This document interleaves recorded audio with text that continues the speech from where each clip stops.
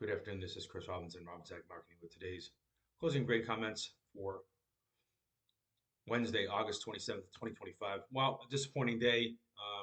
Beans did not settle the 1050 level. We've been watching 1050 level for a while here. I think we're going to have to wait till Friday's close to see if we can push above the recent 1 month high at 1062 and three quarters. Actually, there's a 2 month high, excuse me, at 1062 and three quarters. Maybe we'll get one more shot at 1075, which has been the wall of resistance for 18 months. We're looking at these corn under 410. We'd had a little bit of a bounce there off the lows. That looked like it was pretty short-lived. We got as high as 416 and a half. Everybody was hoping that we'd go fill the gap from the July 4th weekend, which comes in at around 432 and three quarters. I'm saying that that's not possible, but every day we get farther away from filling that gap. It's something that I think that the bulls or anybody that with unhedged grain needs to be concerned with. I understand we have not had a lot to work with this year. We had a high in February of 479 and a half, 479 and three quarters, and then the low right after the USDA reported 392. I would continue to say that probably $4 is the easy pivot for everybody to fight over. As far as the Chicago wheat goes, it's also dancing at its contract lows under pressure, trading around this 525 level. The key level there has to hold is 517 and a quarter.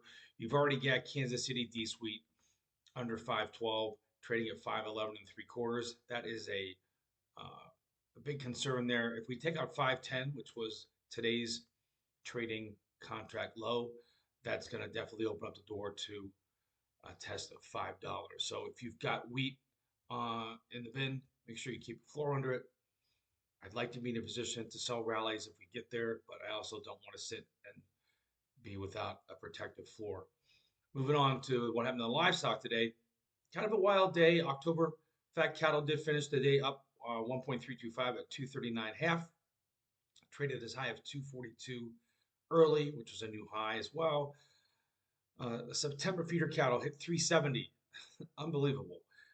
We did settle at 365 and a half, up 35 cents on the day. I got to think that if we could take out 370, 375, you're going to have people automatically talking about, believe it or not, $4 feeder cattle. Now, the one concern, the whole world has seemed to woke up in the past week or two to what cattle has done for the past 10 months. We've seen this before. I thought that we were near a top about 2-3 months ago. There were some news stories where people that had never been interested in cattle were suddenly getting interested in cattle. You saw a little bit of that again as more and more people who normally don't trade cattle are now starting to look at cattle. Typically, when that happens, it can be a sign that the market's severely overbought. And the thing about feeder cattle is, we could break back down to $3 and still be in a beautiful up move. We could have a horrendous correction here and still be in the long-term technical rally. So there's a lot of risk there. Please make sure that if you own cattle, you've got a floor, an exit strategy, something where you don't get run over. And then lastly, April fat cattle did finish above 91 cents today, 91.30. That's a new high for the move. That opens up the door to talk about going back to the dollar level. Again, I think as cattle go, hogs are going to go with it, because if you go to the grocery store and it's $100 for 4 steaks, people are going to start looking more and more at pork and chicken. And I think that's going to be the safety valve for a lot of people that are not going to be willing to spend continued higher prices for choice beef at the grocery store. So that's what we're looking at tonight. Crude oil trading right around 64 bucks.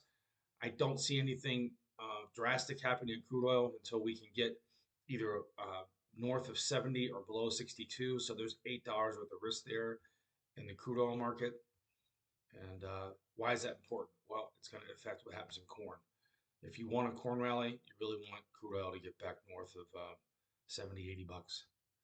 So that's it for this afternoon, this evening. Have a great night. This is Chris Robinson, 312-638-8868. Give me a call if you need help with looking for cash sale targets. If you want to know what hedges that we're looking at and how we're managing those hedges. If you don't understand options and you want to learn more, give me a call. Have a great night.